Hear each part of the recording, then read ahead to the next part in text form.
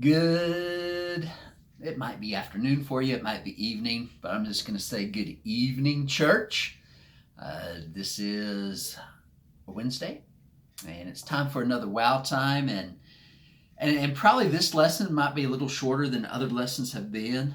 We are now in Proverbs chapter 9, and I want to divide it up just a little bit, and I wanted to make this one maybe not as long as like a class would be, but maybe more like a little devotional thought, something fairly quick, something easy, and something maybe to think about whenever you're watching this, whether it's through the day, maybe at night as you're going to bed, whatever it may be.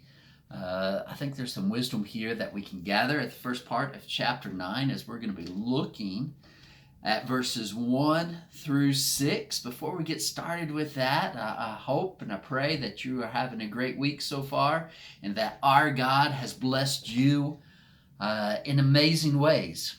And I hope that the rest of this week that we can see our God in everything and that we can let our light shine for Him so that the world may know Him.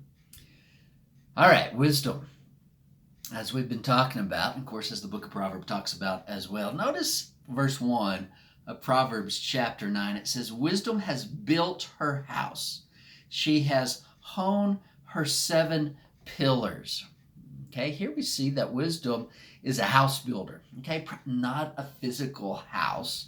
Okay, not she hasn't bought some land somewhere. It's like, this is where I'm going to build my house, raise my family, and then we'll retire, and all the grandchildren will come, and it'll be great and wonderful and all that. Okay, you understand, that's not what we're talking about here. Maybe we could say a spiritual house would be one thing, but the thing that kind of sticks out to me is these 7 pillars. I'm just going to guess that in the Texas Panhandle, there's not a great deal of houses that have pillars that are supporting it or even for decoration. There might be some, but probably for us, that's just not something that there is.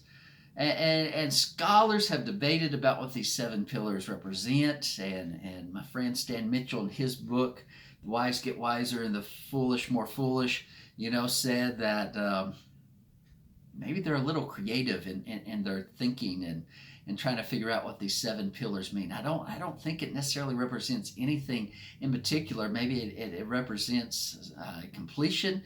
Maybe it represents, how should we say, maybe a wealth of wisdom and spirituality.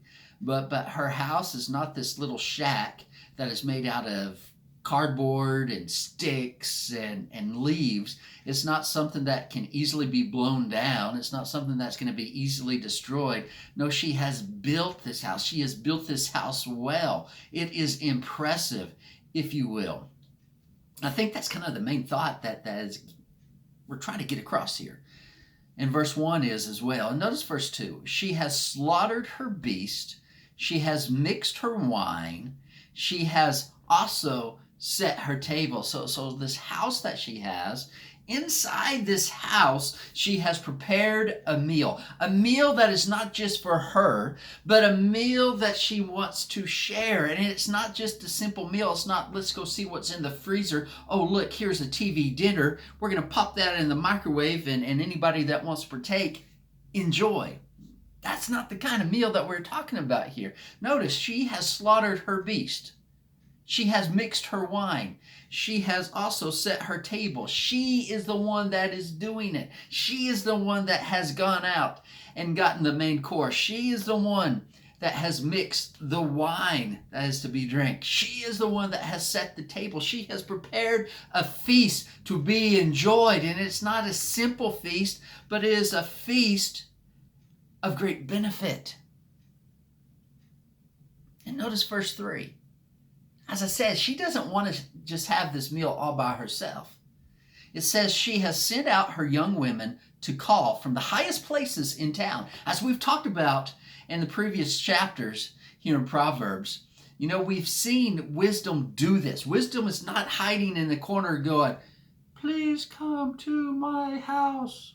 come hear what I have to say. No, she's at the high places where she can shout and she can scream and say, come, joy, come see what is good here. And so she has sent out her young women to call from the highest places in town to invite, come to Wisdom's house, come enjoy a fine meal, come see what is good and enjoy and partake in it. In verse 4, here's the message. Whoever is simple, let him turn in here. To him who lacks sense, she says. And we'll see what she says in verse 5, but notice, whoever is simple, let him turn in here. So those who need wisdom, those that need to partake of what she has to offer. It's like a big neon sign that is saying, wisdom here, wisdom here, wisdom here. Come, come. Find out what is good. Come see what the Lord has in store for you. You're invited. You are wanted. And you need to be here. You need to partake of this. And so to him who lacks sense, she says, verse 5, come, eat of my bread and drink of the wine I have mixed. Okay, what's the message to those that lack sense? Those who are in need of wisdom? Come, partake, feed on what I have provided here. You need it. You will enjoy it. You will be blessed by it. It will be nourishment to you. Please come and have your fill. In verse 6, a very important message. Leave your simple ways and live and walk in the way of insight. Leave the ways of the world. Leave the ways of the simple. Leave the simple ways. And what's the benefit? And live the true life. The life that God has in store for you. The life that God wants you to have.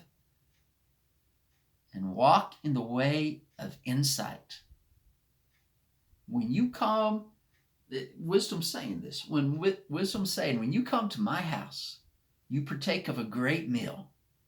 You have your fill of that great meal, and it will bless you. It will bless you far beyond what you can imagine, because it's going to allow you to truly live. And not only that, but you will walk in the way of insight. You will walk in the way of wisdom. You will walk in the way of God. Brothers and sisters, have we heard the invitation? Do we hear wisdom calling to us? Saying, come, look what I have prepared. Come enjoy. Take your fill of it. Let your life be changed by it. This is the message that our God gives to us, even today. Come, find wisdom. Walk in the way of insight. Leave your simple ways and live. Now, the last part of this chapter, we're going to see a different invitation given by a different one. Okay, the woman of folly.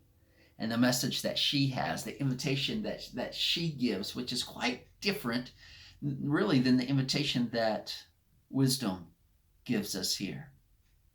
So let us hear the call of wisdom. Let us accept the call of wisdom. Let us feed on wisdom and be blessed by it. I hope you have a great week. I hope it is filled with wisdom and the goodness that comes from wisdom. May our God bless us in incredible ways. And please continue to pray. Pray for your families. Pray for your friends, for our communities. Pray for the church. And pray that our Father will bless His church in amazing ways. I love you guys. I hope you have a great week. we'll see you next week, God willing. God bless.